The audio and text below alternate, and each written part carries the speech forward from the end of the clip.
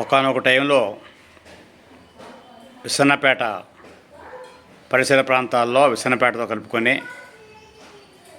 Corona మహమ్మారి నాట్యమాడింది. ఆ సంగతి అందరికీ తెలిసింది. అంతకుముందు 1977 సమయంలో తుఫాను, దివిసీమ తుఫాను, ఆ దెబ్బ విసన్నపేటకి కూడా కొట్టింది.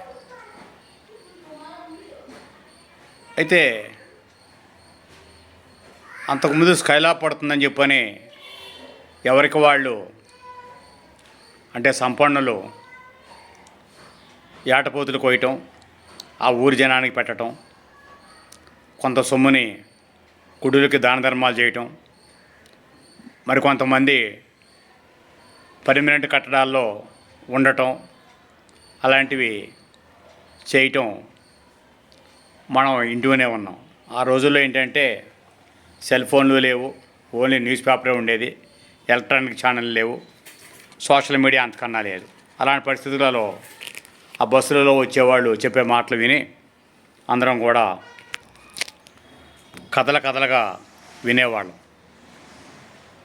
అయితే ఇదంతా జరిగిపోయిన కథ. ప్రస్తుతం విసన్నపేట మండల కేంద్రంలో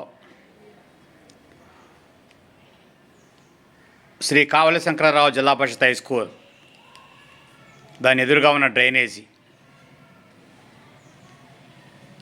దాని పక్కన ఉన్న డ్రైనేజీ నుండి నీరు పోయే పరిస్థితి లేక నిలిచిపోవడం జరుగుతోంది.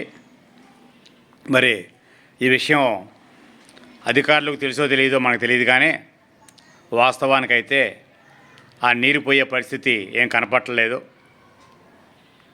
గత వారం రోజులుగా నీరు నిలిచిపోయింది.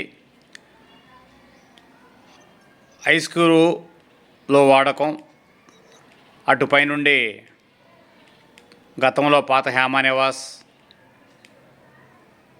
ప్రజెంటు అక్కడ నుండి ఆ కూరగాయలు అమ్మే, రోడ్డు పక్కన కూరగాయలు అమ్మే ప్లేసులు వాళ్ళు వాడకం, లలితా సూపర్ మార్కెట్ ఆ కాంప్లెక్స్ వాడకం, పెట్రోల్ బంక్, ఈ పరిసర ప్రాంతాల నుండి పోవాల్సిన నీళ్లు గతంలో చింతకుంట చెరువుకు సంబంధించిన పంటకాల వైపు నీళ్లు వెళ్ళేవి.